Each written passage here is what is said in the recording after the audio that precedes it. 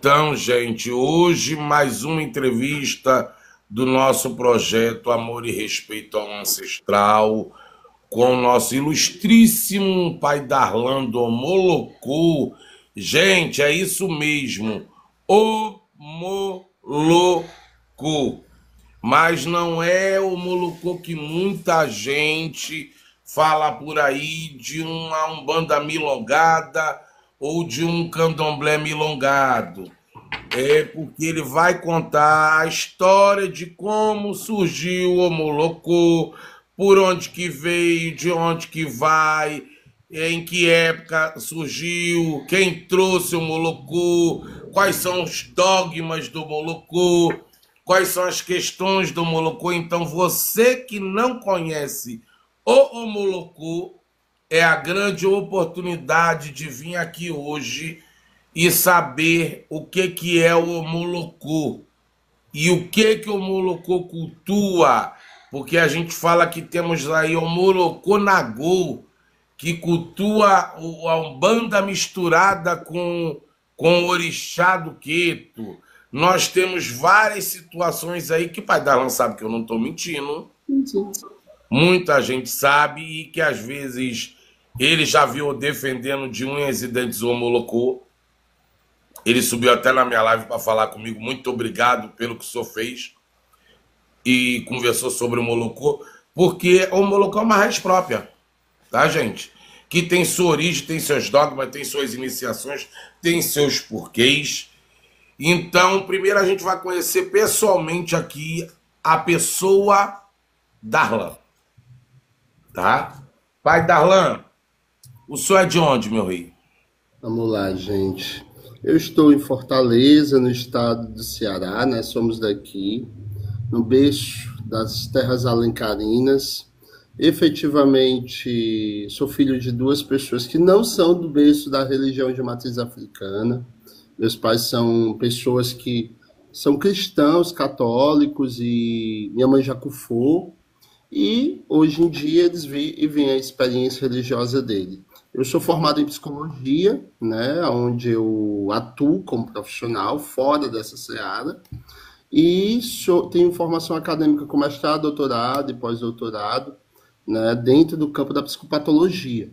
É minha área de atuação. Eu sou pesquisador, né, e atuo diretamente no campo da pesquisa na área da psicopatologia e do adoecimento mental. Então, essa é a minha área profissional. Esse é o Darlan profissional. Sou casado, tenho família, tenho filho. Tenho filhos de santo, tenho casa aberta em Fortaleza. Né? Tenho filhos biológicos e filhos de santo, como eu disse anteriormente. E sou essa pessoa que aqui estou um pouquinho para poder ajudar vocês a entender. Né? Mas antes disso, sou filho de Oxóssi. Né? Sou filho de meu pai Oxóssi, que é meu ancestral, e trago do berço do Molocô essa grandeza do que é essa tradição, e que eu vou poder tentar ajudar o povo a desmistificar e também tirar aí o senso comum, às vezes as críticas inconvencionais, que a gente vai poder contribuir hoje. Corretamente.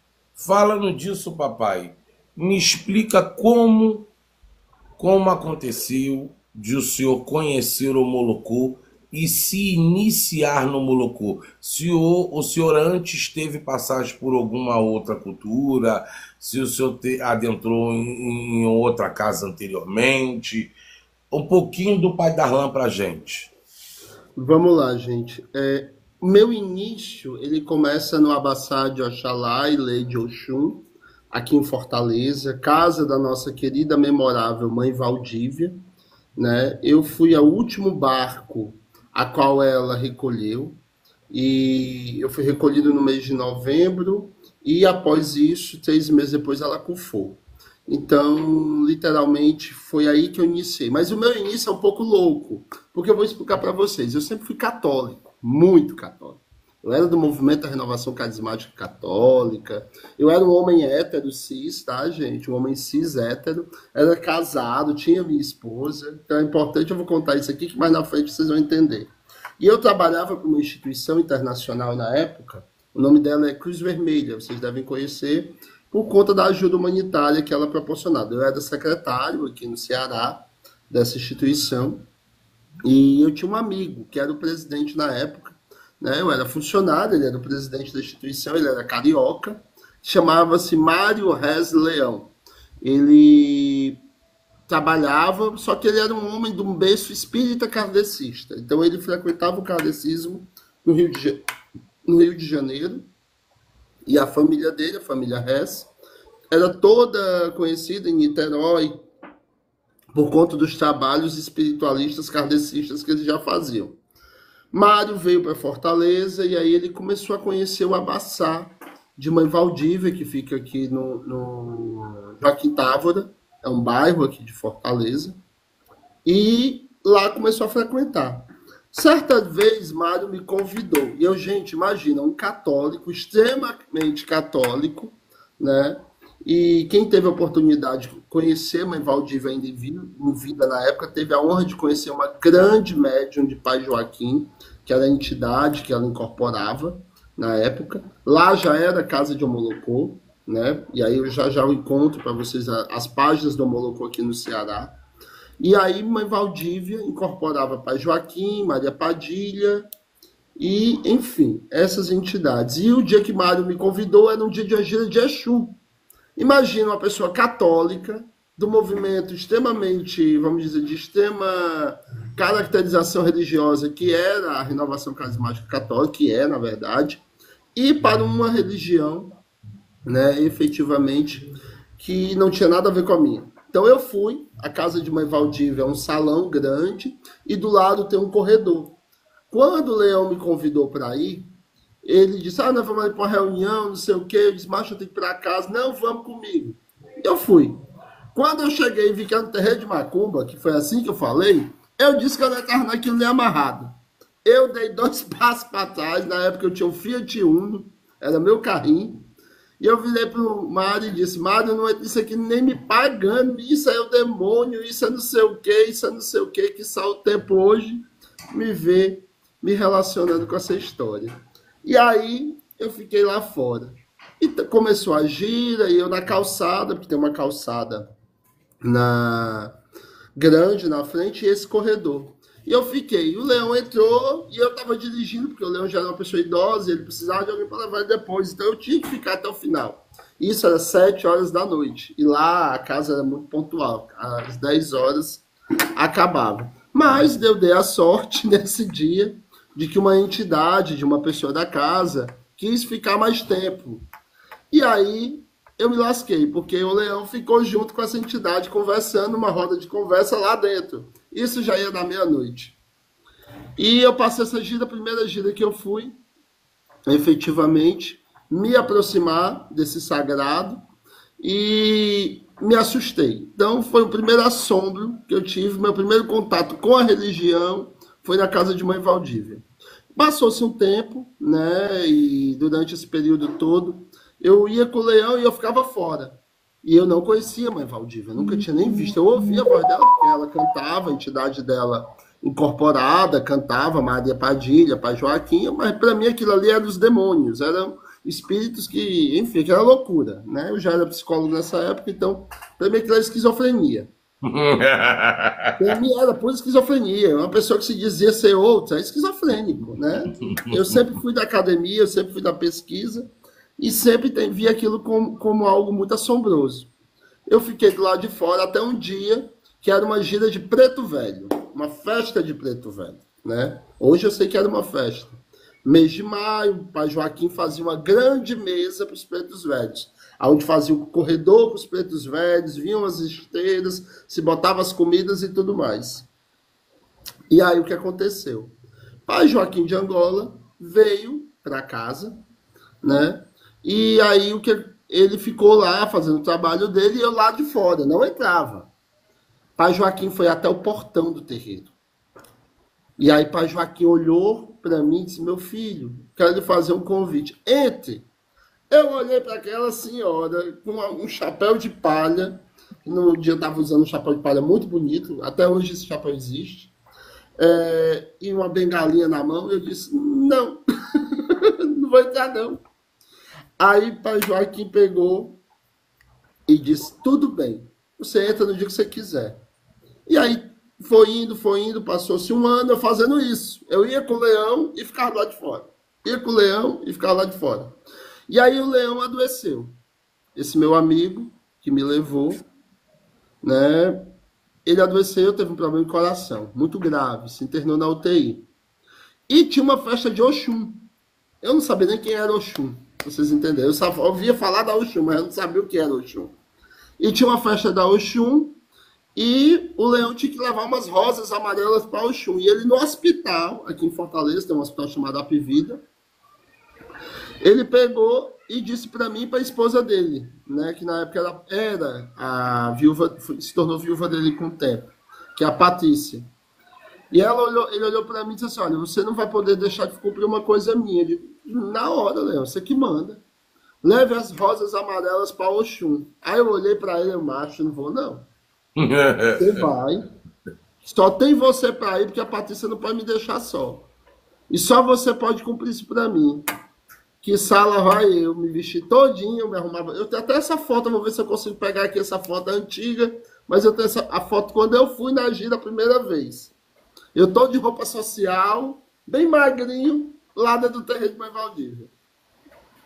E aí eu fui para esta festa, e ao chegar lá, eu levei estas rosas, e foi a primeira vez que eu entrei dentro do barracão. Eu lembro como hoje, que era dezembro, né?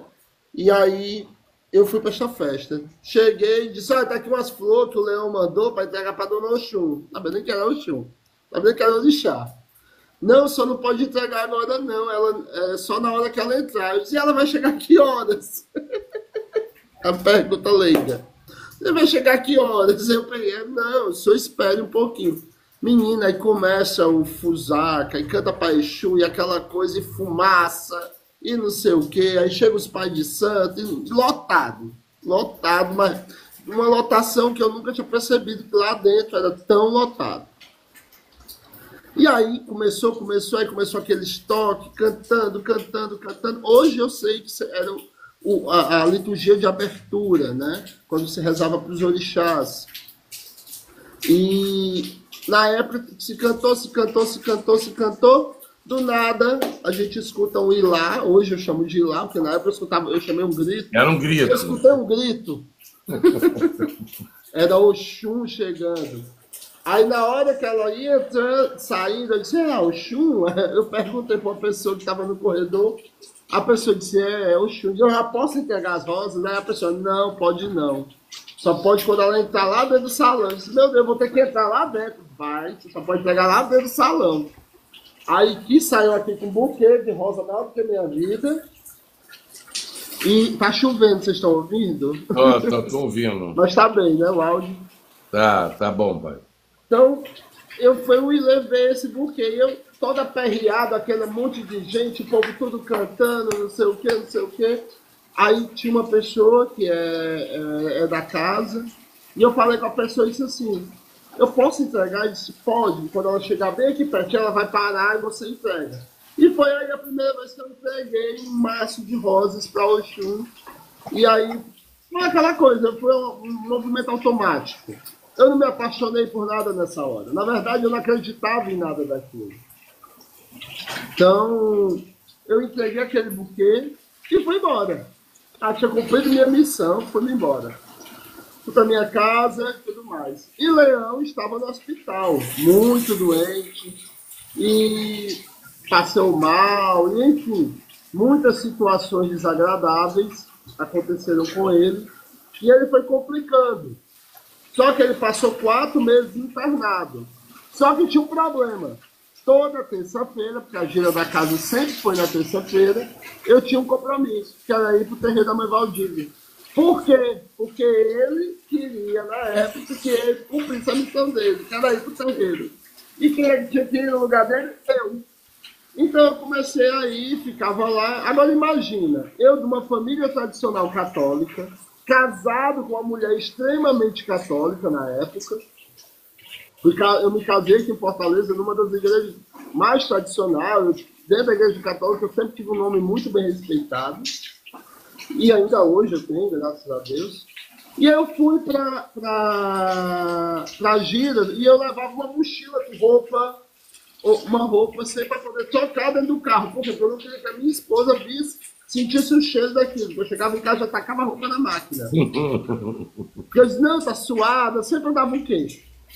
E aí, foi indo. Leão teve uma AVC em meados de maio. E nessa AVC ele perdeu parte do movimento do corpo. E ao mesmo tempo ele teve um efizema pulmonar. Era fumante, muito fumante, e teve um efizema. Só que ele sofreu uma melhora muito boa, passou 20 dias, meados de maio, e foi recomendado para casa. Quando ele foi para casa, a história é longa, mas eu gosto dela. Ele pegou e disse, olha, eu não posso ir para o terreiro, e eu preciso que você leve esse presente aqui, estava todo embrulhado. Hoje eu sei que era uma guia que ele estava dando para Pai Joaquim, para entregar para Pai Joaquim.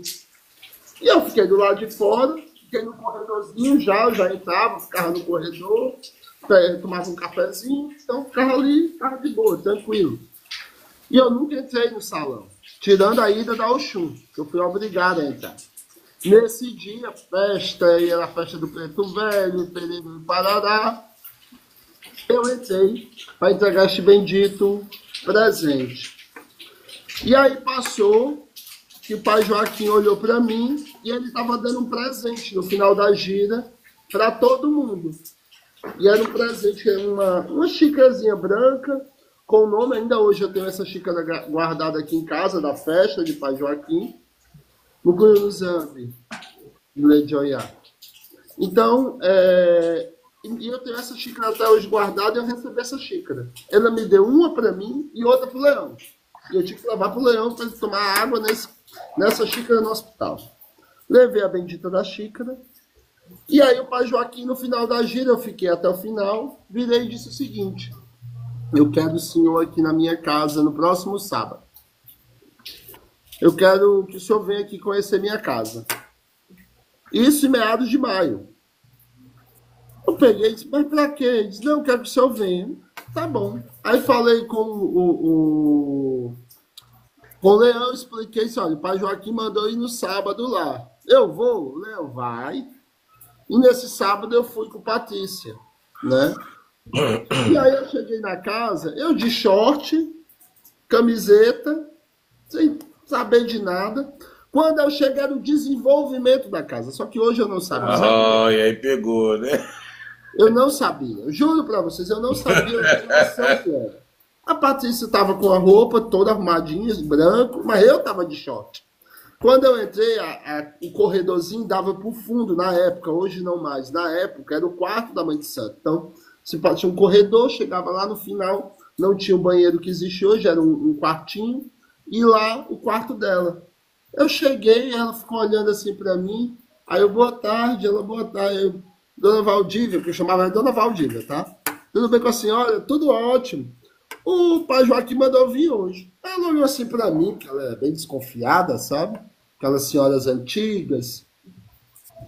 O Pai Joaquim mandou você vir? Mandou. E eu tenho fulano e Beltrano disse aqui, botar aqui, só que eu não tô entendendo o que tá...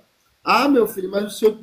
Mas peraí, do nada, ela arrumou uma roupa branca, que era do hoje atual Pai de Santo da casa, que é meu ex-Pai de Santo, eu não pertenço mais a essa casa, né? E aí eu vou contar porque também, eu não me incomodo de falar, porque páginas boas e ruins a gente tem que revelar, esse segredo ele não é meu, é do mundo. E aí eu fui para essa gira. E nessa primeira gira foi a gira que eu girei. A gira girou. A gira girou. Eu tomei um banho lá de umas ervas que me deram, uma bacia de ágata. Tomei o banho com aquilo e disse, você toma e já veste a roupa. Todo molhado, eu sou super incomodado para sair molhado, então eu tomei o banho tentando me secar e fiquei. E começou, teco, leco, teco. E eu lá fora, aí foi que a mãe Valdívia passou e disse, você tá fazendo aqui fora? Eu disse, eu vim para assistir. Não, pode ir lá para dentro. E aí eu peguei e nesse dia me botaram para dentro do salão grande. Aí eu fiquei meio perdido, aí Patrícia já frequentava, já sabia o que estava acontecendo. Eu fiquei lá perto da porta, e a casa lotada, a casa de mãe Valdívia sempre foi muito lotada de filhos. Do nada, elas começaram a cantar a reza dos orixás. Do nada, do nada, eu só sei que rezaram alguma coisa, que eu já não lembro, isso eu nunca vou lembrar o que foi rezado, né? Mas do nada, pouco tempo depois, eu acordo todo coberto de branco. Foi a única coisa que eu tenho consciência desse meu primeiro fato. A partir daí, eu comecei a me aproximar da casa. Só que eu não tinha interesse nenhum de ser da casa, de ser do santo, não sei de nada. E aí, Leão, em meados do dia 10 de julho, porque ele falece no dia 11, né? E é a data, por sinal, do meu aniversário. Leão estava na UTI do Hospital do Apivida e disse: Olha, você vai cumprir uma missão, que era minha, mas eu vou lhe pedir que você me ajude a concluir. Você vai fazer as suas obrigações de santo lá. Eu disse: Meu irmão, não vou ser macumbeiro, não vou não. Aí ele pegou e a gente teve uma conversa privada, só eu e ele.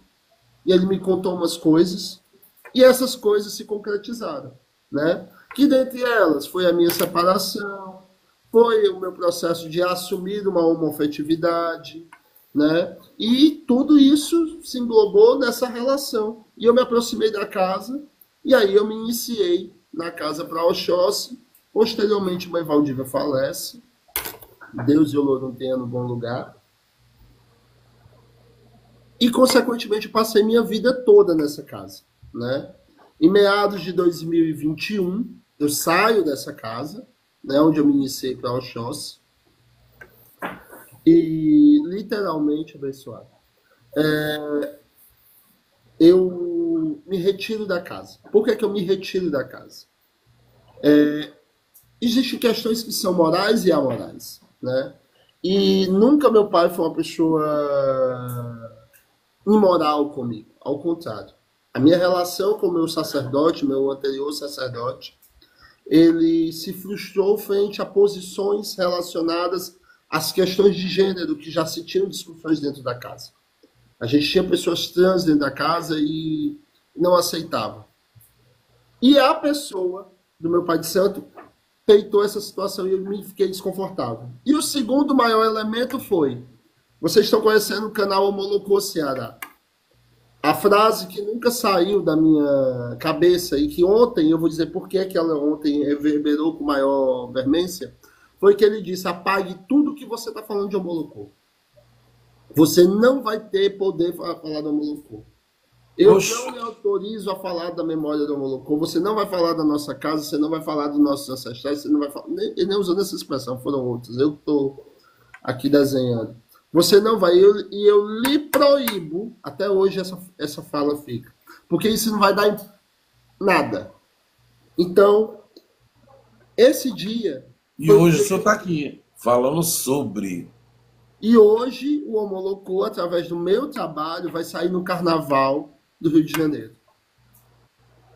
E hoje eu escutar do enredista da Estácio de Sá dizer: foi o seu trabalho que me motivou a fazer um enredo da Estácio de Sá de 2026. E ele dizer: você é a pessoa mais importante para estar nesse trabalho em toda a construção, né? Então, eu agradeço a esse não Abençoe a dado, todos. né? Esse não que me foi dado foi de alguma forma a forma que me tornou ser o que eu sou hoje. Eu saio da casa do meu pai e vou ser filho de pai Edivan de Omulu, que é irmão do meu pai, né? Eles são irmãos, e eu nunca quis sair do Omulu. Até tentei, não vou negar. Eu quis ser do Queto, né? Eu quis ser de uma casa aqui de Queto, em Fortaleza, por sinal, uma casa muito respeitada, né? E a Valéria de Logoedé. Mas o mundo, o tempo, as coisas não me permitiram, né? E eu fico muito feliz que não me permitiu, porque quando eu tomei Bori lá, e enfim, fiz alguns rituais com ela, tomei lebó e tudo mais, eu acho que eu precisava daquele tempo, né? Foi um ano que eu passei com ela e eu não desisti desse processo, eu ao contrário, foi o que ela disse no jogo: o orixá que você quer, ele não é uma questão sua, é uma questão do seu ancestral. E você precisa manter aonde você está. E aí foi que eu fui buscar a Pai Edivan, no Rio Grande do Norte, né, que é meu pai, eu acho que ele deve estar aí assistindo, ou se não tiver, porque não entrou ainda, deixa eu até mandar aqui. Deixa eu jogar isso aqui no grupo. E, literalmente, relação. Pronto. Literalmente, é essa relação que a gente tem, um pouquinho da minha história que eu vou poder sanando aí a vocês. Então vamos lá, pai. Vamos agora para a parte. Tá compartilhando aí? Compartilha aí.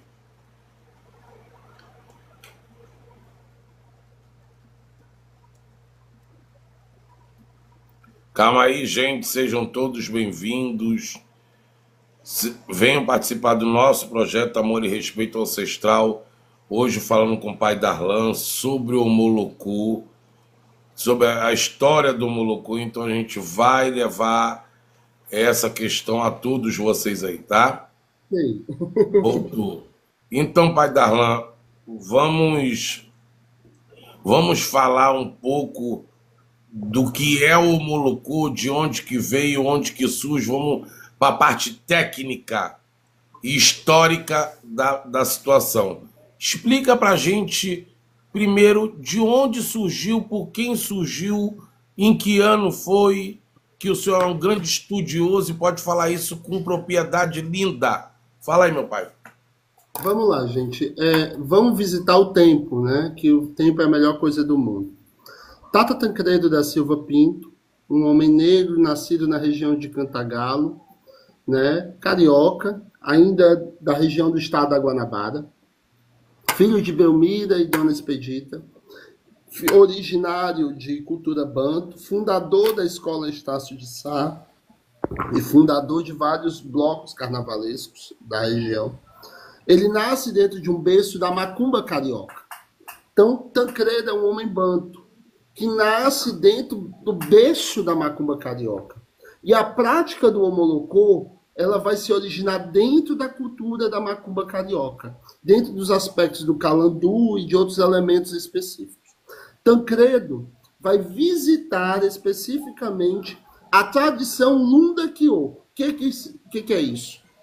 A cultura banto oriunda do povo Choque, especificamente da região norte de Angola, vai se localizar na região central da pequena África. Então, esses ali vão começar a tocar uma manifestação religiosa que vai tanto trazer a cultura do ancestral, e aí quando a gente fala de cultura ancestral, gente, a gente está falando do caboclo, do preto velho, vamos falar do povo de rua, e eu estou falando de catiço, que é diferente. Então, essa mistura vai começar a trazer a prática do homolocô. E Tancredo, junto com esses que estavam com ele à época, na década de 40, 30 e 40, especificamente vão trazer a manifestação do que são os orixás e os inquices. Existe uma grande dicotomia, gente, um grande diálogo, e esse processo diaspórico é do movimento, né, das religiões de matriz africana. O berço do culto ao Molocô, a grande fonte é Tancredo. Então, Tata Tancredo vai trazer esse elemento, ele vai instrumentalizar mesmo, ele vai dar forma, ele vai soprar, ele vai gerar um nome. Ele vai trazer toda a indumentária, a instrumentalização litúrgica. Ele vai ser esse grande instrumento histórico e religioso para a prática do Molocô, que nasce na década de 30 e 40, porém com as práticas anteriores dos Lundas Kiyoko, que são especificamente da região da Pequena África, no Rio de Janeiro. Essa assim, é uma pequena introdução do que a gente pode entender. E mais, a gente precisa visitar dentro desse tempo as expressões da macumba carioca que precisavam ser fortalecidas. E aí Tancredo, que é um cara que vai para além da época, o que é que surge na mesma época? A Umbanda. E é essa Umbanda zelista, porque a Umbanda de Zélio, gente, ela foi performada por Zélio, mas antes de Zélio vai ter a Urucumbanda, vai ter outras práticas que vão ter nome de Umbanda. Zélio só se oportunizou de um movimento. A gente não pode dar crédito a isso. Então, esses elementos, esses encontros ideológicos e políticos dentro da prática religiosa foi que fortaleceram Tancredo a dizer que nós somos uma Umbanda ou Molocô. Porque na década de 40, mais ou menos 43 ou 47, vai ter o primeiro congresso de Umbanda. E qual é a proposta do primeiro congresso? É retirar os elementos africanos da prática das religiões de terreiro, e aí a gente vai tirar todas as práticas de terreiro, deixam de existir, e querem que seja um modelo espiritualista, passando a aparecer uma seção espírita kardecista. E Tancredo se torna resistência. Ele diz que não. Os elementos africanos precisam permanecer junto com o povo de terreiro, porque é o berço da macumba, é o berço da gira, é o berço do tambor que faz com que nós tenhamos, de alguma forma, um acesso direto às práticas e aos instrumentos sacramentais. Então, Tancredo, né, que é meu tetravô, né, meu quarto avô no culto ao Molocô. Rapidinho, pai, é verdade que nessa mesma época o Zélio, de alguma forma, tentou desnagotizar, principalmente porque ele queria um culto mais voltado à questão não da mesa branca, mas sim do kardecismo, e ele de alguma forma lutou contra isso para desnagotizar, tirar essa questão africana da situação? Eu não falo nem desnagotizar, eu vou falar retirar os elementos africanos, porque é todo e qualquer tipo de manifestação do culto africano que Zélio e o grupo de Zélio, lá em Niterói, queriam retirar das práticas evidentes e claras do que se tinham dentro do terreiro. Então, assim, Zélio queria retirar a figura de Exu e colocar as figuras dos catiços, mas para uma especificidade fechada. Zélio tinha a vocação e o interesse de retirar as figuras dos orixás, e aí quando a gente fala muito dessa questão da qualificação do orixá hoje em uma rama, Ogum de Ronda, Ogum de Lê, Xangô, não sei o quê, essas elementações desse sincretismo que vão ter, eles são posteriores e são resistência a Zélio. Porque Zélio não queria. Zélio queria que fosse a tradicional mesa branca, aonde se manifestaria uma única entidade, e aí, através de salmos, que são cristãos, e liturgias que vêm do espiritismo kardecista, ali haveria o transpassar dos elementos africanos. Então não se teria mais as figuras do preto velho. Preto velho, para quem é de Zélio, vai entender alguns que são eguns não desenvolvidos. São eguns que não têm nenhum tipo de fundamento, que não pode nem se ajudar. Você, como é que pode, na lógica zelista, um preto velho que não conseguiu evoluir, porque a concepção dos zelistas é que precisa ter um processo evolucionista, como se fosse uma casca de cebola, cada camada é uma evolução maior.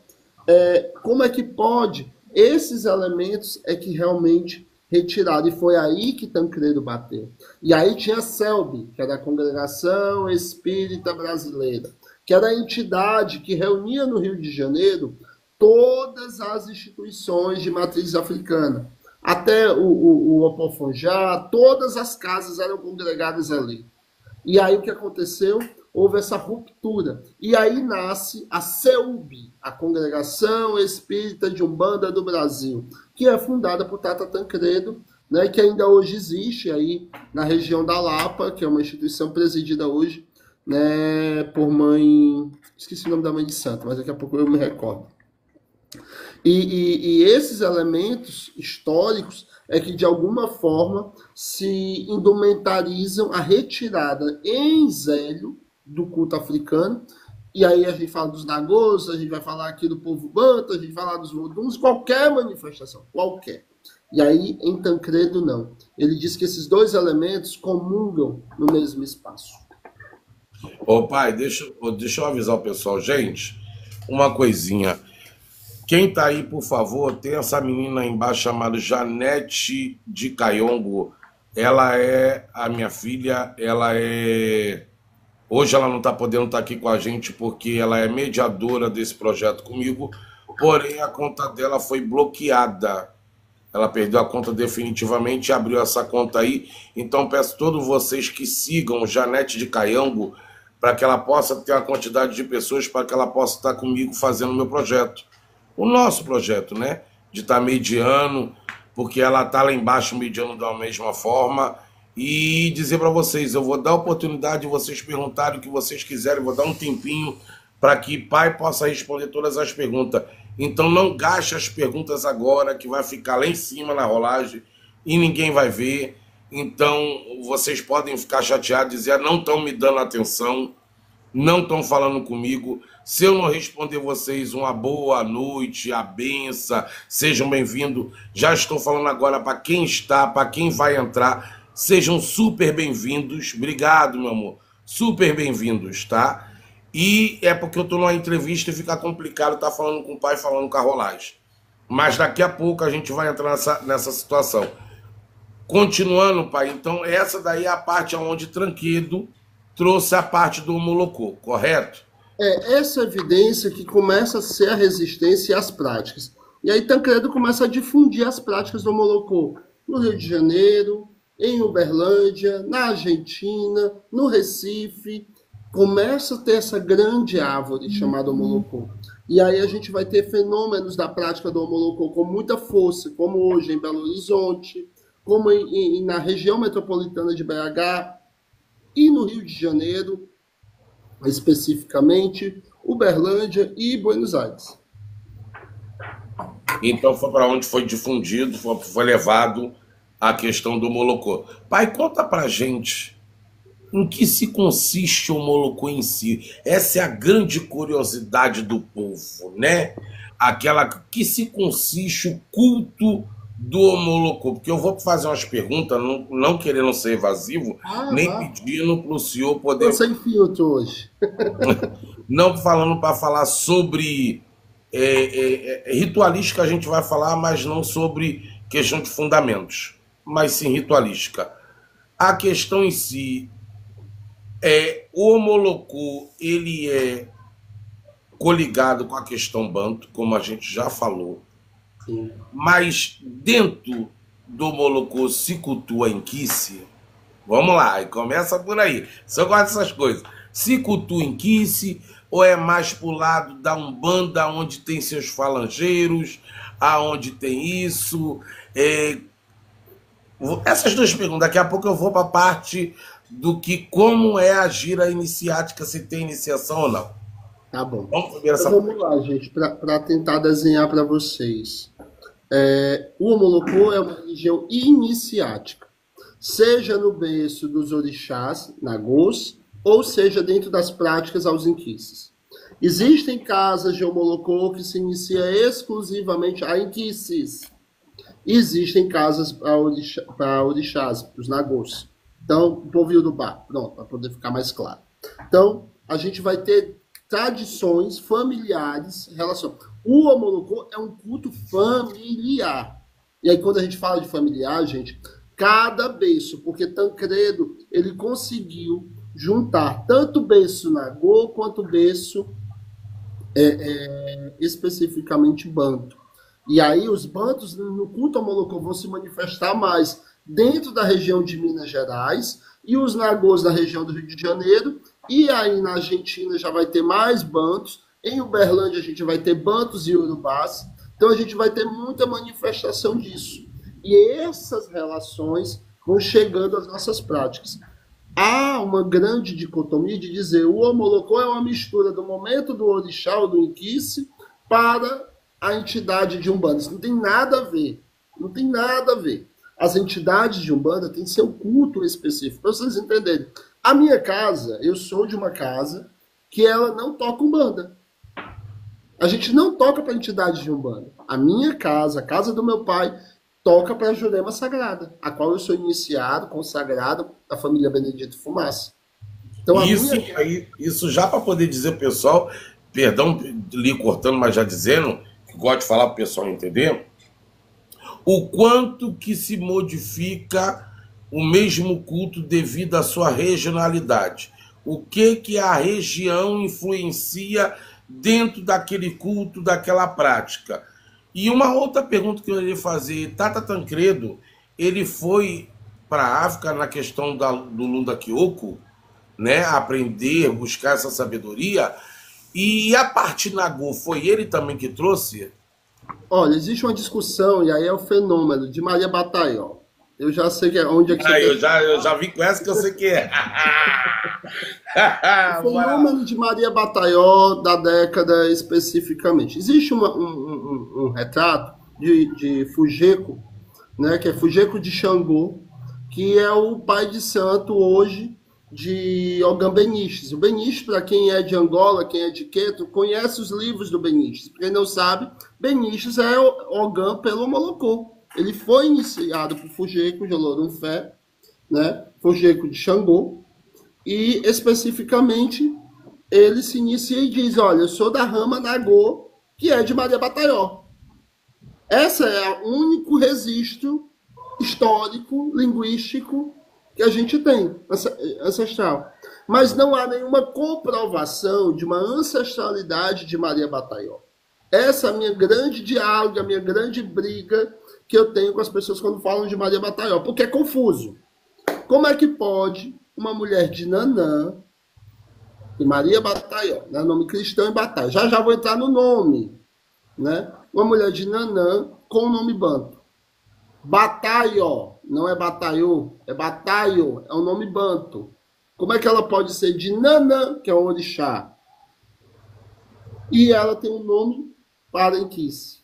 Então, essa confusão, esse conflito, é que retira a identidade dessa senhora para a gente. Esse é o primeiro fenômeno. Segundo, é muito complexo, porque se Maria Batailló existiu, ela também morava na região do Cantagalo.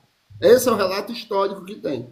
Mas Tancredo, que conviveu na mesma época, que ela Não nunca conheceu. cruzou a linha com essa senhora. Isso é babado, cara. Vamos lá. Então, esse desenho é muito confuso, porque quando eu chego em casa, eu já fui no Rio de Janeiro, e eu já fui em casa e eu sou do berço de Maria Batailló, ótimo, cadê essa senhora? Esse Lego não encaixa. Esse Lego não encaixa. Se você chegar para mim, eu sou tetraneto de Tancredo, eu sou filho de Adivan Mendes Moura, neto de fulano, bisneto de Maria Luísa, neto de Tata Nilton Pogô e trineto de Tata Tancredo da Silva. Árvore genealógica. Eu chego com a minha zumbanga e eu provo, tá aqui o documento assinado, e eu mostro o documento do meu pai, o documento do meu avô e o documento de todo mundo que vai chegar em Tancredo.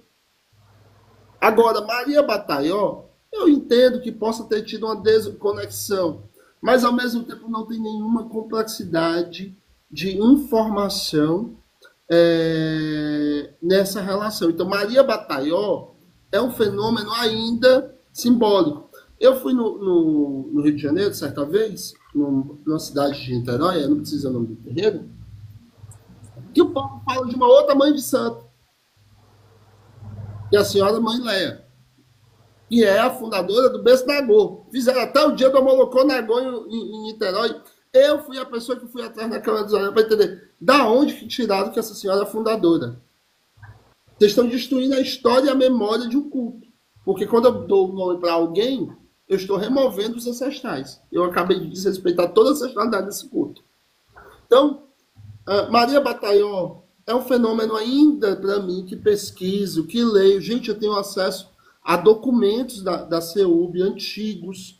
Vocês que acompanham aqui meu canal podem ver. Eu posto documento original, atas originais, né, tanto aqui quanto lá na outra rede vizinha, para mostrar a instrumentalização. Existem pequenos registros minimalescos em livros que relatam a figura, mas ninguém traz, a própria família de Fugeco não traz nenhuma informação sobre essa relação dessa senhora. Por isso que a gente diz, a influência dos Nagôs, mas me dizer, Darlan, Maria Batailló existiu? Eu não acredito, mas eu também não a nego. Mas que existe a influência Nagô dentro do Molocô, existe. Existe. Tancredo é iniciado para Oxóssi. Tancredo tinha o Exu Tiriri. O Exu de Tancredo, o Bada do Tancredo e o Exu de incorporação era Tiriri. Tanto Bada quanto de incorporação. Então não tem como o Nagô não ter influência. Tanto que a minha casa é Nagô. O meu berço é Nagô. Eu sou iniciado para Oxóssi. Mas aí você diz, mas Darlan, você é Tata. Tata tinha que isso, Darlan de Oxóssi. É a outra esquizofrenia que o Molocô tem. Como é que vocês usam um nome banto, um cargo para Esquizofrenia. orixá? Eu gosto, eu me autocritico, porque se eu não pudesse, se eu não tivesse elemento de autocrítica, eu sou um idiota. Então, Esquizofrenia foi ótima. mas vamos ser muito, muito claros, não é isso. Não é isso. Ninguém é propriedade de nada. Não existe culto livre. Claro, eu não sou irresponsável, não existe culto livre. Mas Tancredo, ele precisava de uma instrumentalização hierárquica. E um lugar mais organizado do que os Nagôs, e se o povo de Nagô estiver me assistindo, o povo de Urubá sabe, o povo de Angola tem uma organização instrumentalizada muito mais forte do que a instrumentalização Nagô. Então, dentro, tanto no livro Camba, Iaú, em rituais de iniciação de um terreiro, são dos 19 livros que Tancredo escreveu, desses 3, ele fala sobre isso. E ele diz claramente, eu precisava instrumentalizar a nossa prática, a nossa hierarquia. E eu tinha que utilizar a hierarquia para os inquices que são equivalentes. E não tem problema nenhum. Então, por isso que a gente trata de inquices. Mas tem prática do Tancredo, porque Tancredo é iniciado em Fá. Tancredo, se você pegar a matéria do jornal O Dia, de 1951, entre setembro a dezembro, ele fala o Babalaô, porque ele era iniciado em Ifá, de uma família tradicional do Rio de Janeiro, e a gente já sabe até qual é a família, a gente já sabe quem era o Babalaô iniciador dele, e isso vai sair no documentário. Mas, especificamente, a grande construção de Tancredo se dá a partir disso. O nome, a suna de Gina, de Tancredo era Fuquetolorum Fecossolodô. Como é que o nome dele era dado para os 3 cargos que ele tinha dentro do culto Omolocô, eram dados especificamente pelo Babalaô de Fá. E tem influência direta de Mãe Senhora, que era amiga pessoal de Tancredo. E que foi homenageada na Noite dos Pretos Velhos, né? E no evento que foi realizado em 1964, que foi autorizado por então governador Chagas Vieira, que autorizou fazer no Maracanã um evento. Tem macumba na cidade, que foi um evento onde reuniu todo o povo de terreiro em homenagem aos Pretos Velhos e que foi entregue uma comenda à Mãe Senhora. Basicamente era isso. Estou leve. Tô leve. Aí, papai, agora a gente falou de que o Omolocô ele tem 2 linhas específicas que se seguem tanto Nagô quanto Banto, tá? Para quem não entende, Nagô é onde se cultua orixá, Banto é onde se cultua inquice, ok? Agora, como é que é a liturgia da questão de iniciação dentro do Omolocô, pai? Vamos lá, porque o pessoal tem assim essa questão hoje de que tudo que é umbanda, que eu sou do Queto, não tenho tempo de santo, né? Eu não posso abrir minha casa no Queto, porque eu não tomei 7 anos.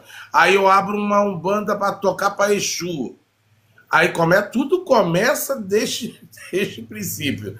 Daqui a pouco, não, é um Omolocô, porque aqui pega porque eu fui iniciado no Queto, ou eu fui iniciado no Angola, e a gente misturou com a Umbanda, e saiu a Umbanda misturada com o Queto, com a Angola, virou Omolocô.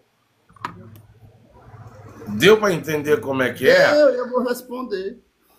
Eu recentemente doetei um vídeo de uma mãe de santo que ela diz a seguinte frase: eu sou iniciada no Angola, não sei nem quantos anos ela tem. Meu marido é iniciado no Angola e agora eu estou virando a banda da casa para o Omolocô. Não foi nada. Eu não entendi nada. Aí a loucura assim foi amarrado, deu nó na fita preta e eu sacudi meu patuá, porque, gente, eu não entendi nada daquilo. Isso não é Omolocô. A gente não é uma batida de liquidificador. A gente tem essência, a gente tem tradição. A gente tem uma construção histórica que não se faz especificamente. Boa noite, meu irmão Gabriel. Tata Gabriel de Natal. Meu irmão, meu padrinho de Hong Kong. Que está aqui agora. Seu padrinho, quem é? Que pai, quem é? Gabriel de Oxóssi, Babalorixá Gabriel de Oxóssi. Tua bênção, meu pai, seja bem-vindo, viu? Exemplo que o senhor está falando. Como é que se transforma isso, pai? Se tem toda uma questão, se Angola ele é raspado. Então total. Vamos lá. Vou tirar até meu cabelo para mostrar. Aqui eu adoro esse chacho. Aqui nunca foi raspado esse cabelo de papai, tá? Então vamos lá. Não existe, gente. É irresponsável as pessoas que dizem que a sua casa virou o molocô porque você iniciou-se num culto, toca Umbanda, porque Umbanda é um culto que não tem um controle social como as casas de tradição, porque não tem como eu dizer que sou filho de um angoleiro X e daqui uma semana tá tocando Angola e esse angoleiro vir na minha porta e quebra tudo. Por quê? Porque é uma casa de tradição. Nós no Molocô ainda, hoje já não tanto, mas as pessoas quando falam caladinho, às vezes num círculo fechado, porque tem gente que já peita esse tipo de situação, porque a gente tem que dizer qual é a sua família, qual é o seu berço, qual a sua tradição, né? E eu sou filho do Abaçá de Omolua, no Rio Grande do Norte, com muito orgulho, né? Criado, adochado, catulado pelas mãos do meu tata, né? E especificamente meu tata Colofé é de... gente, ouviram? Catulado, adochado. Eu vou chegar. Então, o que acontece? A grande perspectiva é que as pessoas têm esse senso comum. Eu vou criar aqui uma umbandinha, vou tocar aqui para um santo, a pessoa vai virar de qualquer coisa, pode ser até uma quiumba, pode ser até coisa nenhuma. Vou repetir, pode ser a esquizofrenia da cabeça da pessoa. Esquizofrenia. Está se manifestando. E aí as carências, porque a gente sofre de carência, a gente precisa vestir uma roupa para dizer que é Oxum, a gente precisa dizer que está vestido com Xangô, a gente precisa... E aí eu acho que o caminho não é dentro da religião, é dentro do hospital psiquiátrico. E aí, efetivamente, essa construção que muitas pessoas acabam fazendo. No Molocô, a relação nossa é... O santo ele é iniciado. Existe uma liturgia para isso. Para isso a gente recolhe. Tem casa que recolhe 3 dias, tem casa que recolhe 7. A casa de meu pai e a minha são 7 dias. A tradição que a gente segue. Primeiro recolhimento, segundo, terceiro, quarto, quinto, anual, tá, gente? Anual. Até o 7º recolhimento.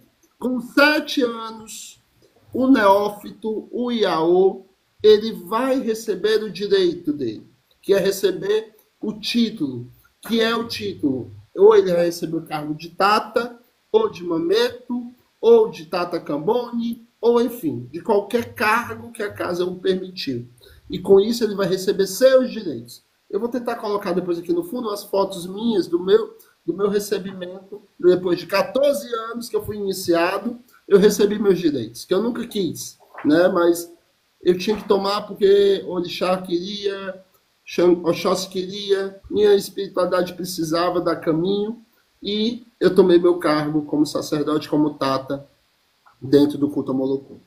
E dentro dessa relação, né, que é um mocan que a gente usa, e vocês vão entender porque que é mocan da cá, é um objeto sagrado para a gente, que a gente recebe. Quanto mocan é um objeto sagrado da iniciação... Eu conheço o mocan de cá. Mostra pra gente, pai, pelo amor de Deus. Minha esposa buscar, porque eu tô aqui, tá lá no escritório. Aí já peço para ele trazer. Mostra pra gente que é muito diferente, o povo não entende. Pois é, Tancredo foi que fez. Não foi ninguém. Não veio da África, que nem o Rugebe do povo, né, que não é nem do Nagô, que nem é do Angola, mas o povo diz, eu vou receber Rugebe, e depois critica o meu Mocandeká. O Mocandeká pra gente é a joia do orixá. É a joia mais cara que a gente tem. Nela vai estar sacralizados os meus 2 orixás e toda a minha coroa, e nesse processo. Mas voltando ao processo iniciático.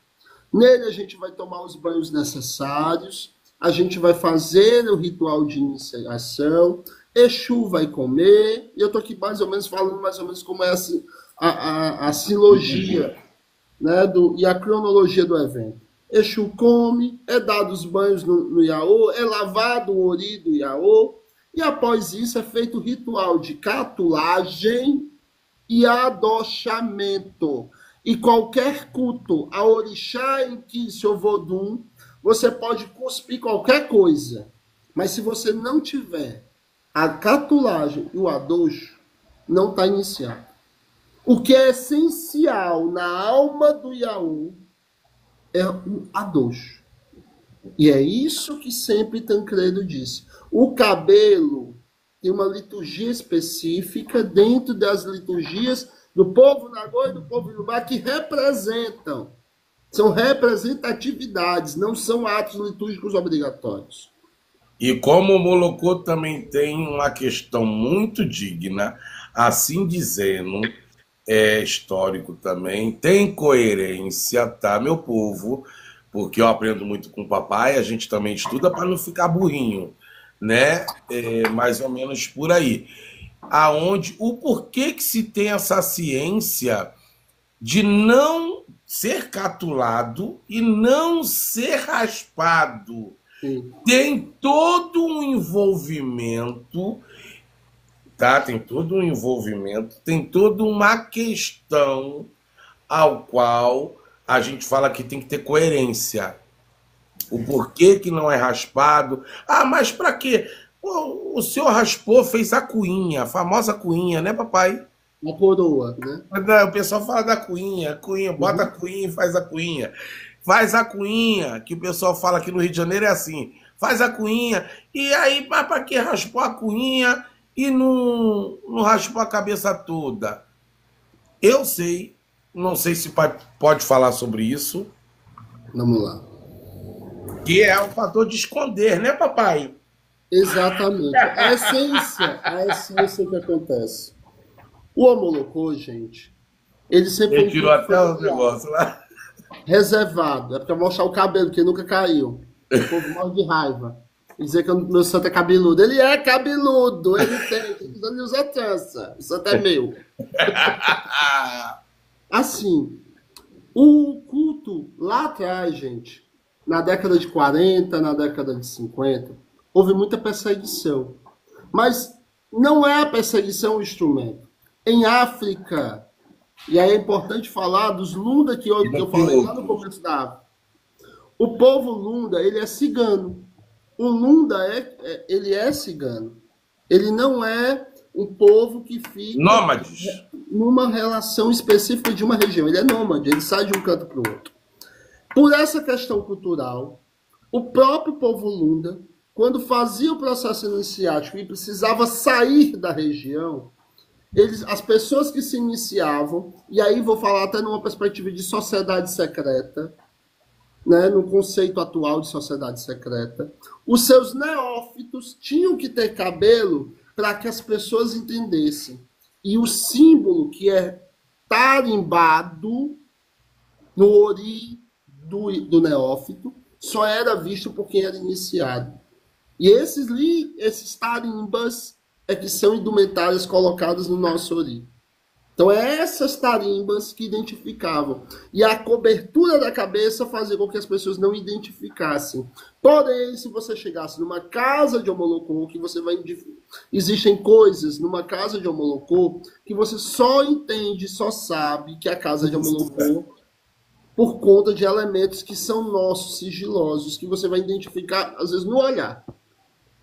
E especificamente a partir dessa questão do segredo. Nós somos de uma religião que traz muitas práticas secretas. Aí o povo diz, mas o Angola, o quê? Todo mundo está revelando tudo, tem vídeo mostrando a iniciação. Louvado seja Exu por isso. Mas eu não tenho nada a ver com o que alguém gravou lá. Não vai gravar é aqui. Não é porque a gente faz errado, não é porque a gente faz marmota, porque a gente está lá sambando o samba da loucura. Não. É porque, efetivamente, o nosso sagrado ele tem um limite de acesso. O Iaô, o Abião, o Neófito, Essas pessoas têm tempo para entender qual a diferença entre um búzio e um otaku. E a gente guarda isso com muita privacidade, para que a gente possa entender que o nosso culto tem um sentido familiar.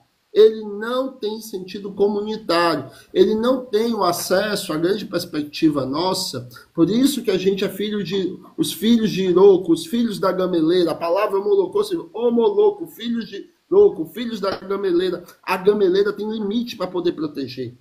É até onde o galho dela vai. Depois dali ela não pode fazer mais nada. Então todo mundo tem que estar embaixo dela. E aí embaixo dela ela protege, embaixo dela ela dá sombra. Embaixo de um pé de gameleira nasce até bananeira. E quem não sabe, perdão, mangueira. Quem não sabe, aonde a mangueira nasce, não nasce nada embaixo dela. Mas se ela nascer embaixo de um pé de iroco, nasce várias coisas embaixo dela. Porque o veneno que a planta da bananeira pinga, por quem não sabe, ela mata a terra ao redor dela para que ela possa sozinha se manter. Porque ela é egoísta. Ela é egoísta, a mangueira é egoísta, é uma planta que efetivamente, quimicamente estudada, foi descoberto isso. Só que plantada ela embaixo de um pé de iroco, as raízes de iroco não permitem com que esse veneno dela façam isso. Por isso que é uma terra embaixo dela que você pode plantar qualquer planta. E ela vai dar... E tanto que o iroco sempre é maior do que uma mangueira. Sempre, ele sempre é uma árvore mais frondosa.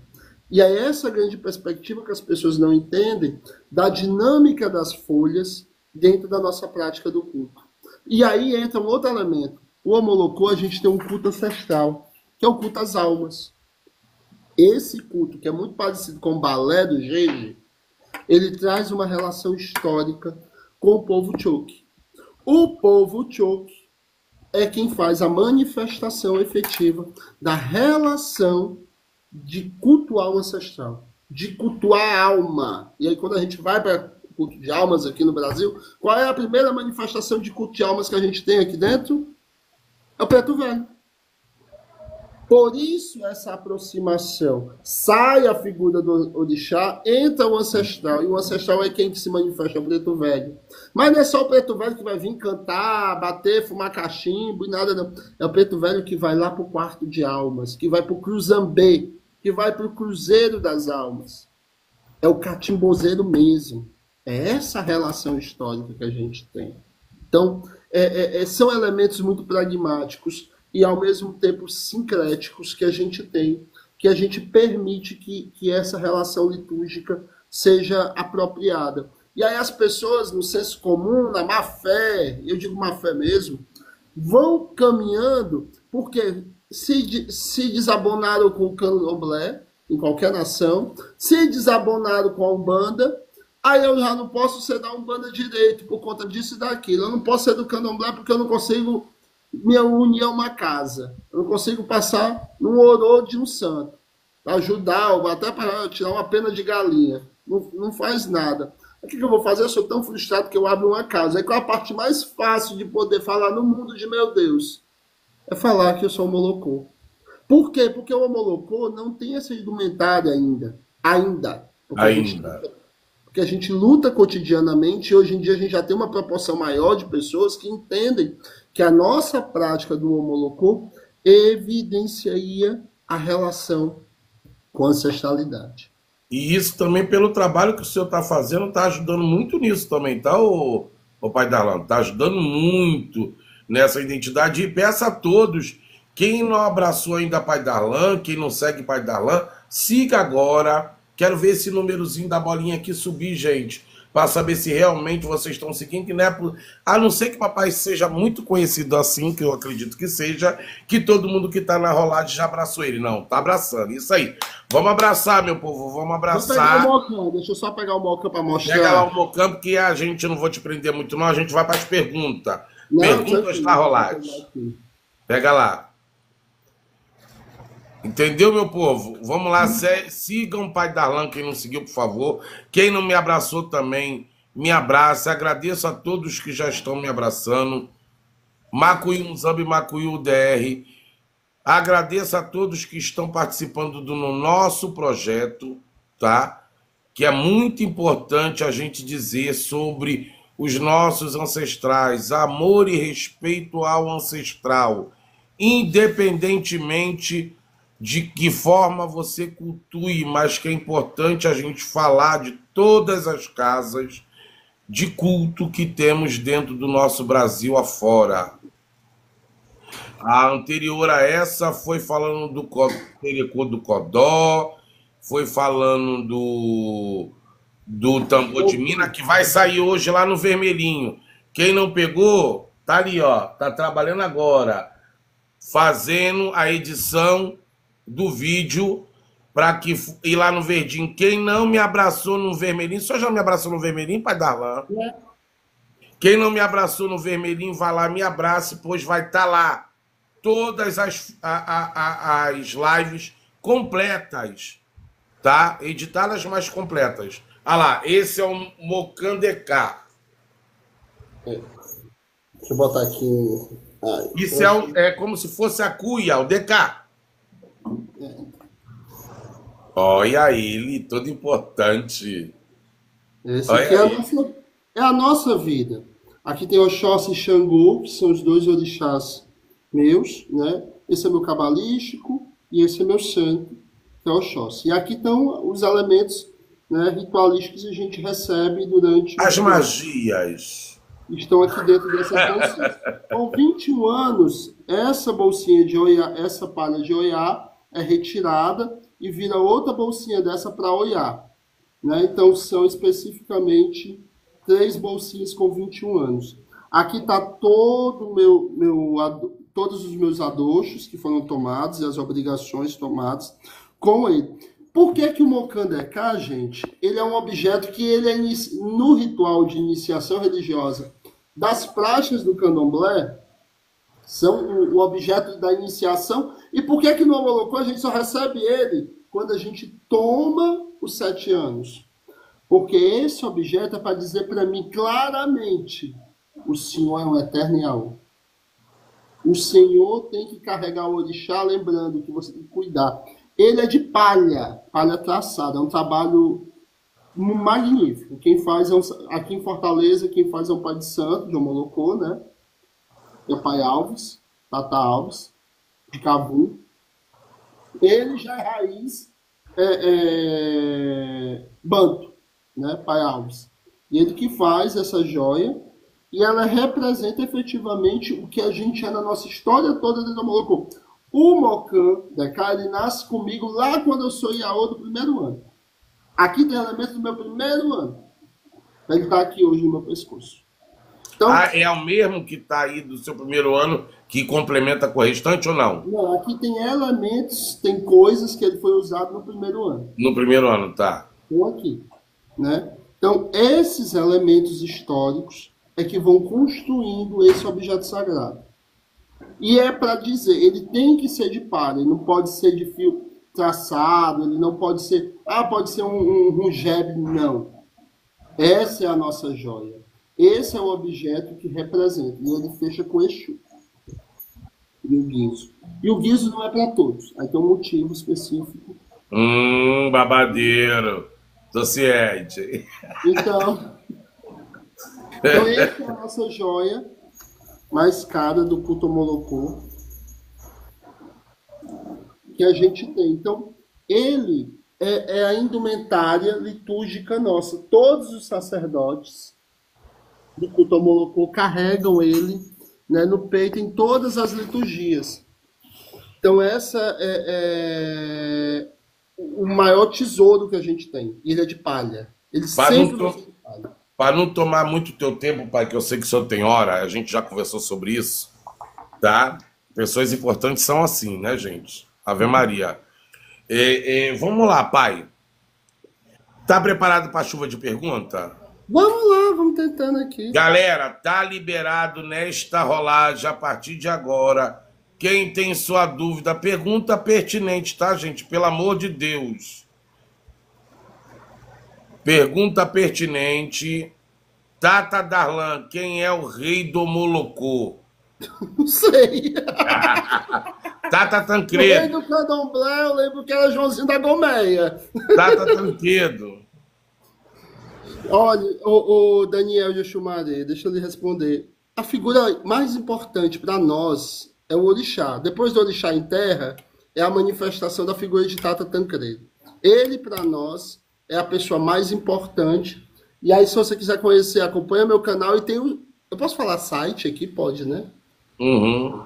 Site www.molocô.com.br. Lá você vai acompanhar toda a vida de Tancredo. Ó, meu filho vai botar aí embaixo o link do meu vermelhinho, viu? Que, se eu não me engano, também é Tata Ningango Benanju. Amor e respeito ao ancestral. Para que vocês possam. Ou mais fácil, gente, só tocar aqui no meu perfil do TikTok, que lá tá o link que vai te jogar direto para lá. Me segue lá, lá vai estar todos os vídeos. Inclusive hoje tá sendo lançado os vídeos. Mais tarde vai ser posto lá os vídeos do Telecô do Codó e do Tambor de Minas. Para quem não pegou, tá lá todinho. Em 4 partes, que foi 4 horas, gente. Foi babado. Então vamos lá. As perguntas. Pai, mandei no verdinho, pode fazer pergunta. Vamos lá. Qual o oráculo do Molocô, pai? O Mary de Logum. Búzio, Eri de Logum, tá? O Molocô tem ossanho? Não, é Saçanha. Saçanha. Eu que sou cego, desculpa. Saçanho. Tem Saçanha. Tem. Olha como é que não tem Saçanha, gente? Pelo amor de Deus. Tem saçanho. Eu rezo uma folha como? Sem rezar uma folha não dá pra trazer, vou deixar. Pelo amor de Deus. Pode fazer, Plínio, pode fazer. Pai, é só no Molocô. Ah, que só errado. Que o filho de santo passa 7 dias dentro do roncó. Não sei, nos outros eu não posso administrar. Porque eu já vi candomblé, gente dizer que passou 7, teve gente que disse no candomblé recentemente, uma pessoa de Angola, não funcionou não, tá? Uma pessoa de Angola disse que passou 3 dias, uma pessoa. Então, Não. não, mas teve um vídeo aqui, depois eu vou mandar pro senhor um vídeo. Não, Angola não. Mas na Angola não. que eu conheço é no mínimo 21 dias. Na Angola não, pelo amor de Deus. E onde é que fica toda a ritualística, meu Deus? De 3 Pois dias? é. Ah, enfim, mas vamos lá. Pai, vamos lá. Essa questão, deixa eu tentar te explicar em cima dessa resposta que a menina falou aqui. Entendam, o candomblé de Angola, existe a ritualística de raspar, catular, né? Catular, raspada, adochado, leva a cura, tudo isso. Porém, nós temos ritualística de 21 dias, só que a gente só tem obrigação de 1, 3, umas casas tem 5 e 7. Já no Molocô não, é todo ano é obrigação até os 7 anos. Não quer dizer... A vida toda, o Odu, ele é celebrado a vida inteira. A gente, o ano todo, a gente come Obi, a gente dá Obi. O ano, a vida, enquanto eu tiver santo vivo, enquanto eu puder, a gente vai dar Obi para o Orixá. Então, o que a gente chama de dar Obi, né? Então, efetivamente, todo ano a gente tem. Agora, ritualística, até 7 anos. Tata Darlan é feito... Gente, sim, com certeza. Raspagem no Molocô, sim. Ele não raspou. Ele foi catulado, como já foi dito aqui anteriormente, a ritualística de dentro do Molocô. Vamos lá, porque pode por aqui, pai, o link. Como foi para iniciar? Como faço para iniciar com o senhor? CDJ, teu irmão. Pai, Antônio é meu irmão, criatura. Eu sei, teu irmão, de onda. De onda. Também. Ele adora, né? Tata Darlan, o Molocô só abre... Tata Darlan, o Molocô só abre Beres ou raspagem também? Fala, pai, eu já falei, mas conclui, vai. No farim, apenas. No farim, apenas. Beleza. Pai Darlan, o senhor falou que tem um Molocô que é Yorubá e tem Banto. E isso aí eu vou fazer... É isso? Eu vou fazer a minha. O que é isso? Aí eu não entendi. Eu achei que ia falar que ele quer fazer em alguma dessas duas. Plínio, assim, existe as duas práticas. Existem raízes do Molocô Banto e existe raiz, né, Yorubá. Então, é só procurar uma casa. Isso. Eu vou fazer a minha pergunta que ele falou. É isso. Existe, Plínio, tanto na vertente Nagu quanto na vertente Banto. Tá? Que seria Orixá e Inquice. Que até tivemos aqui a questão de trazer a historicidade de quem trouxe, Tata Tancredo, de uma senhora aí que falaram aí que também é da parte Maria da Batailló. Pode falar, eu gosto de falar de Batailló, porque vai que alguém aparece. Maria Batailló, sabe? Qual a diferença da vertente do Molocô Banto para o Yorubá? Ah, é Um é Banto e outro é Banto do Urubá. Yorubá. Um é Inquice e outro é Orixá. Ponto. Entendeu? Certo, existe algumas casas que cultuam as duas folhas? Não. Não, mas aí já é culto livre. Porque assim, nem culto livre, isso é bagunça. Porque não É cabe, jalapa com gente. batata. Porque é impossível Bataió é quase especificamente. um meme, ó o pai. Ele concordo com ele. Para mim, Batailló para mim é um fenômeno não inexistente, é um meme mesmo, é uma Ah, figurinha. pai, ele está falando em questões as práticas litúrgicas. Exemplo, como a gente vai iniciar o Inquice, a gente tem procedimentos que são ligados a Inquice. Uhum. Quem é Nagô tem procedimentos que são ligados a Orixá. Até em linguísticas, até em rezas, até em procedimentos. Eu acredito que tudo isso modifica. Eu vou rezar para Oxóssi ou vou rezar para Gongobila? É, Cada canto, cada um tem seu quadrado. Oxóssi não é Gongobila. benção. Então, basicamente, a gente tem que deixar claro. Cada um Agora tem. vem cá uma pergunta que é minha. Agora é a pergunta do Tata. Eita, meu Deus do céu. Vamos lá. Papai, se for no caso que eu sou do Molocô, vertente Nagô. Eu quero sair da vertente Nagô, sou iniciado de Orixá. Aí eu quero ir para o senhor que só cultua Banto. Hum.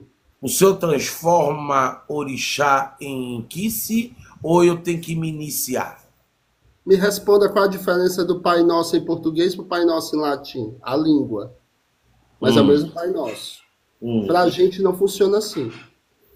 Orixá é uma energia que foi viva em terra. A gente sabe que o Orixá viveu aqui. A energia do Inquice não foi viva. Você não vai ter a manifestação da maioria dos Inquices em experimento. O Inquice é uma manifestação de Zara, de tempo. Então, assim, é uma energia.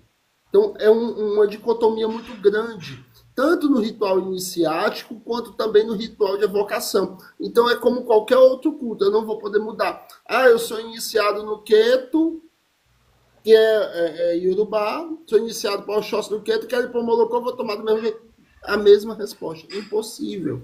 Por quê? Porque são rituais, são liturgias. Gente, é uma religião iniciática. Não é porque você tem 50 anos de santo no Queto e amanhã quer começar no Molocô, que vai ter esse direito originário especificamente. tem uma coisa aqui, eu vou dar uma coisa aqui. Tem coisas que precisam ser silenciadas, né?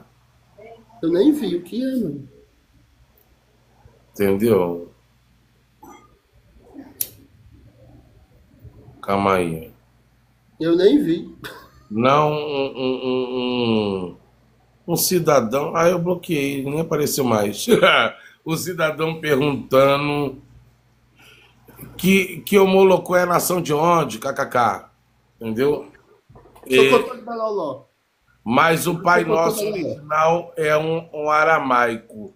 E não tem nada a ver com o Pai Nosso que rezamos em português. Gente, isso. Mas tá claro, exatamente. Pai Nosso em aramaico, que é o Pai Nosso original, rezado por Jesus, traduzido a partir das escrituras bíblicas, é uma coisa. O Pai Nosso que é rezado pela Igreja Católica hoje, em português, é totalmente diferente. O patrono do Molocô, gente, Urubá, não existe esse patrono. Então, Angola não existe ancestre. Claro que existe. Culto no Brasil é culto ancestral, minha gente. Quem falou que é diferente é culto ancestral, seja Nagô, seja Fon, seja Banto. É ancestral, não tem como Seja ser outra Molocô, seja coisa. qualquer língua. Gente, é ancestral. Eu tô rezando pro Oxóssi. O Oxóssi não tá aqui agora, não. É a manifestação dele de tempo. É meu ancestral, eu evoco ele. Oxóssi está comigo porque eu fui iniciado por ele. Mas para me incorporar, eu tenho que evocar, eu tenho que ter o toque do Adejá, eu tenho que ter a reza, eu tenho que ter tudo. Não é porque eu estou aqui, eu virei de santo, não. Eu não vou virar de entidade. Vou voltar a falar da bendita da esquizofrenia. E As minha, carências. deixa eu botar aqui, no meu entendimento, os cultos ao inquice são cultos à ancestralidade. Os orixás viveram na Terra antes.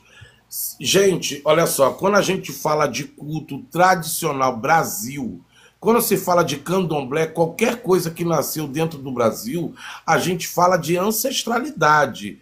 Orixá, inquice, vodum, ficou em África. Quem veio para cá foi os negros que trouxeram a sua cultura e ancestralidade. Ao meu coerência, eu não sei de papai. Sim. Aí eu vou só responder aqui. Realmente, Alessandra, Gungabiri não é Oxóssi, porque eu nem sei quem é Gungabiri. Eu acho que nem o Tata também conhece essa manifestação. Antes da humanidade. Sim, sim. E isso é culto África, tá, gente? Quando se fala culto tradicional, candomblé tradicional Brasil, é culto ancestral, tá? Quando a gente fala de culto a Angola, ao Enquice, Banto, a gente fala, desculpa para perturbar, que eu também sou angoleiro, eu gosto de falar, fala de Baculo. Baculo é ancestre, tá? Próxima pergunta. Bora aprender, a outra botando, bora aprender, oba. Vamos aprender. Tap na telinha. Perguntem, daqui a pouco acaba a live que papai tem vida. Outra pergunta, pai.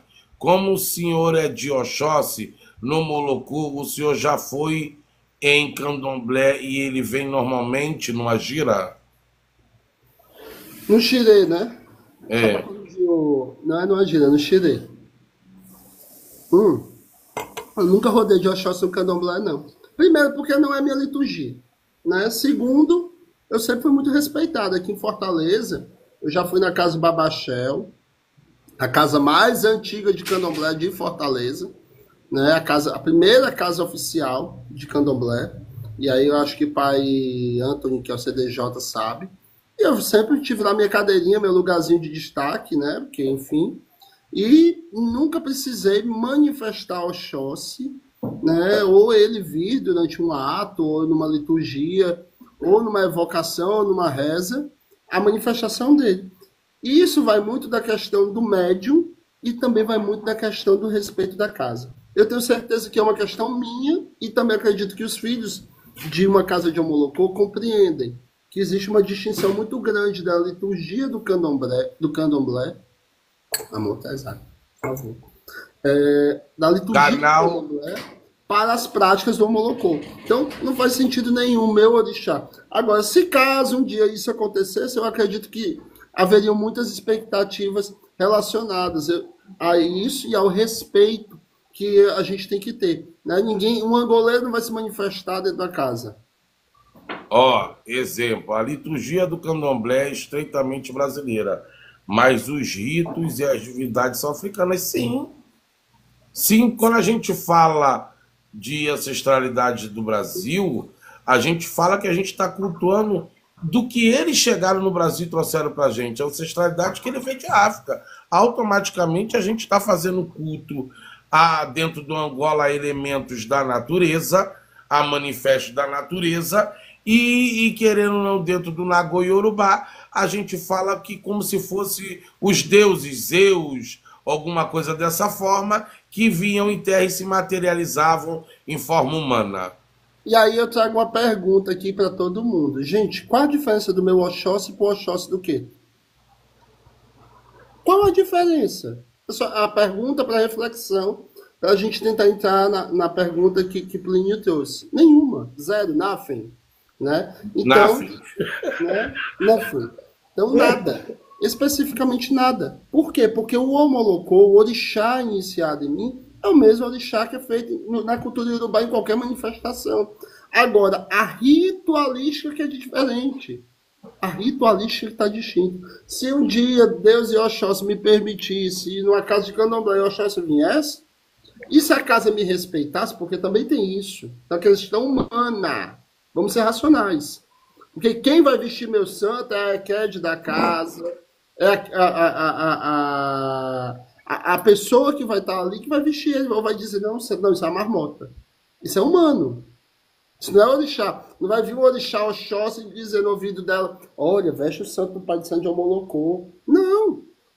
É uma questão de respeito humano. E às vezes a gente passa a perder isso. Porque quando a gente se inicia às vezes nas religiões, e aí algumas cabeças de candomblé vão pensando o seguinte, existe uma limitação moral a isso. Fica se dizendo, não, ali não é pai de santo do candomblé, não tem direito a isso. Parece uma coisa muito engessada. E aí a perca da humanidade, do senso de humanidade, se acaba. De compreender que orixá é a manifestação maior que está ali, vivo e real na vida daquela pessoa. Oxóssi é vivo na minha vida. E ninguém no mundo tá para nascer nesse mundo de, meu Deus, o espírito que vai dizer que meu ancestral Oxóssi não é santo na minha vida. O meu orixá Oxóssi é o mesmo. E se toca para o Oxóssi em uma casa de queta, eu estou lá, eu reverencio aquele orixá. E quantas vezes eu já fui abraçado por inúmeras pessoas incorporadas, viradas durante um rum de Oxóssi em casas tradicionais de candomblé, aqui. Né? Seja lá na casa de Babaléu, na casa de Olatogi, quando o Olatogi estava presente, até no Jeje, eu já tive manifestação próxima aqui que houve abraços e afetos. Então, assim, é uma questão de respeito. Eu não preciso permitir que meu Oxóssi passe no Quito. Eu não preciso que o meu Oxóssi passe em um Xirê de Angola. É uma questão de, basicamente... A especialidade dos meus estudos dos cultos Nagôs e Yorubá posso enriquecer com o seu conhecimento. A gente ajuda se usar Não canal. pode, né? Ele está falando que posso me enriquecer com o seu conhecimento. Arrasou, tá vendo aí? Essa live, esse nosso projeto é cultura, gente. É isso aí que eu quero. É que a gente vá poder conhecer e absorver com pessoas que têm propriedade de falar daquilo lá que ele está vivenciando. Independentemente que as pessoas tendem a querer, que pode ou não pode, não interessa o pode ou não pode. É o que se existe, é o que deve ser respeitado. Vamos aprender a nos unir, nos dar a mão, aprender com a casa do irmão, aprender o culto do irmão e respeitar, independentemente que você não pregue isso na sua vida. Beleza? Pode falar. E aí eu entro com uma curiosidade. O povo fala que orixá é africano. Show de bola. E aí a África, eu falo de toda a África. O orixá, no berço dele, da onde ele se manifesta, ele aprende a língua dele. Eu estou no Brasil. O que me proíbe cantar português para Oxóssi?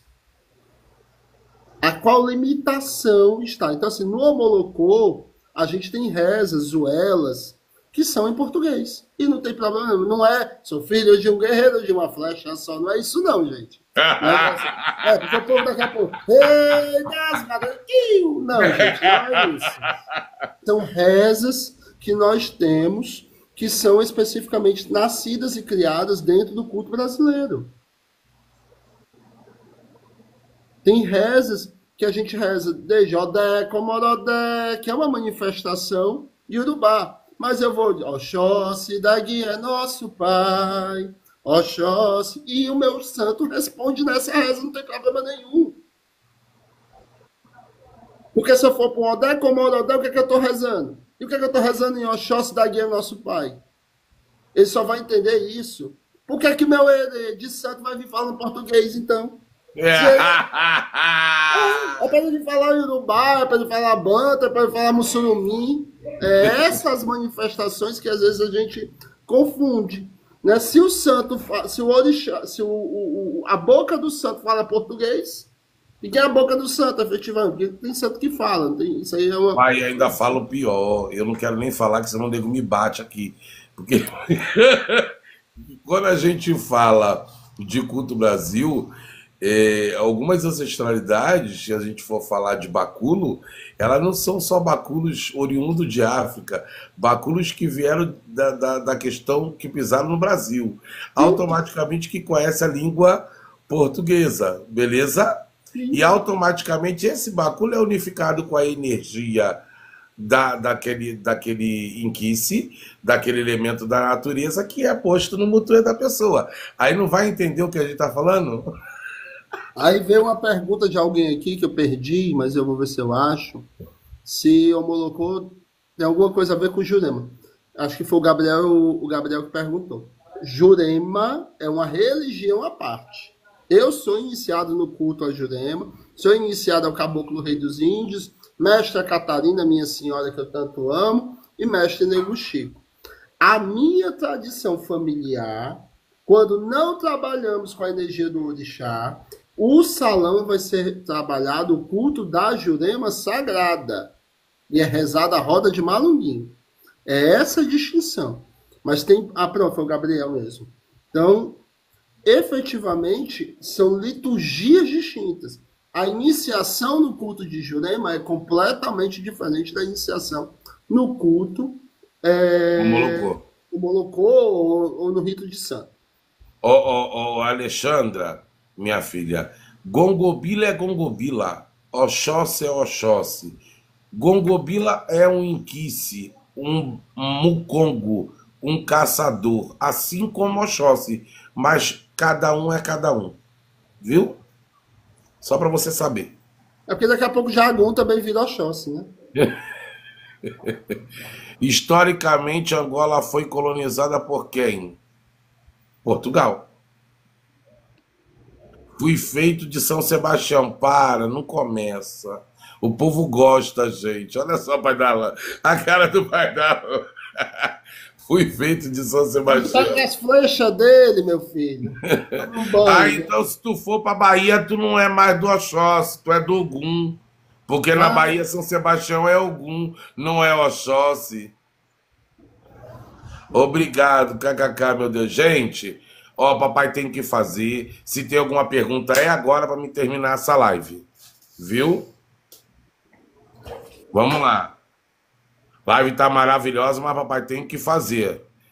Tá? Isso vamos combinar no meu coelho, que eu não vou ficar segurando o homem, que daqui a pouco dá problema. Ele tem afazeres. O pior que é teu mesmo. Ó, semana que vem nós estaremos falando da Umbanda de Manaus, com o Pai Coiote, e vou ver se consigo trazer de verdade um pajé, tá, de tribo que vai falar da pagelança indígena, culto também ancestral, mas estreitamente brasileiro. Estritamente, né? Exatamente. Então não vejo problema em cantar em português no nosso Molocô, claro. Não esqueça de me adicionar, Tata. Tata qual? Ele ou eu? Os dois, já foi, já adicionei. Gente, era isso. Eu agradeço, Tata Nganga. Gente, vamos seguir papai aqui. Vamos. Eu me deixo à disposição. A gente toca para Exu Catiço e toca para Exu Bara, mas Exu Catiço mesmo. Trancar a Rua, Malha Padilha, tem tudo isso. Muito bonito. Eu sou de Rosa Caveira e Exu Caveira, meus amores. Tanto amo. Gente, quem não seguiu o Pai Darlan... A gente só não dá consulta em live. Quem não seguiu o Pai Darlan, é babado. Quem não abraçou, quem não seguiu o Pai Darlan, por favor, abrace ele agora. Quem ainda não me seguiu, não me abraçou, por favor, me abrace também.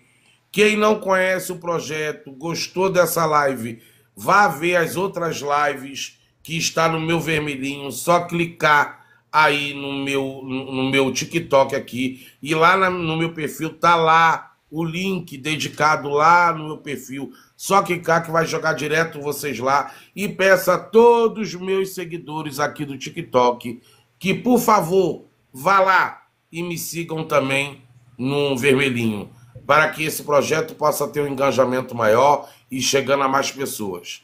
Tá bom? Mas olha só, grande importância, todo e qualquer vídeo, ele pega engajamento no momento que você vá lá e comente. Vá lá, bota vídeo bom, vídeo ruim, não gostei, indiferente, mas que você vá lá e comente, porque isso dá entrega às outras pessoas. Tá bom? Obrigado, pai Darlan. Sua benção, meu pai. Deus e Oxóssi abençoe a todos. Obrigado Muito. pelos parabéns de todos. Obrigado pelo espaço. E ano que vem tem carnaval no Rio de Janeiro com a Escola de Samba Estácio de Sá, desfilando com o tema Papa Negro Tata Tancredo da Silva. Então prestigie. A gente vai Axé. falar muito sobre isso. É carnaval de 2026, é documentário, é muita coisa boa vindo por aí. E a gente tá junto, meu velho. Qualquer coisa, é só chamar, eu só me encontro onde eu E quiser. depois eu vou fazer os 3 vídeos dessa live cortado de 10 minutos para enviar para o senhor postar também no seu perfil daqui do TikTok. Ai, E, mande, de- mande. e depois que tiver lá no You, é só o senhor baixar e botar também no teu. O senhor pode fazer duetar comigo no vermelhinho também, viu? Se quiser, é só marcar lá. Ele já fica as duas páginas. Aí eu não sei, depois o senhor me explica. Tu sabe fazer isso, Júlio? Marcar o pai lá no You, que quando botar o vídeo dele, que fica nas 2 páginas. É?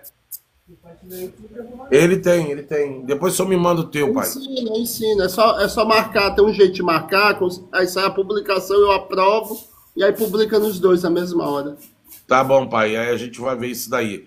Já para poder estar maravilhoso. Gente, muito obrigado. Pai, muito obrigado mais uma vez por trazer esse enriquecimento de sabedoria para gente, trazendo aquilo que o senhor prega para sua vida, esse culto maravilhoso. E desmistificando algumas homolocões. Vamos loucuras. É uma loucura. De como é que é o Beijo, meu negócio que o senhor povo. fala da Deus abençoe cabeça? abençoe a todos. Boa noite.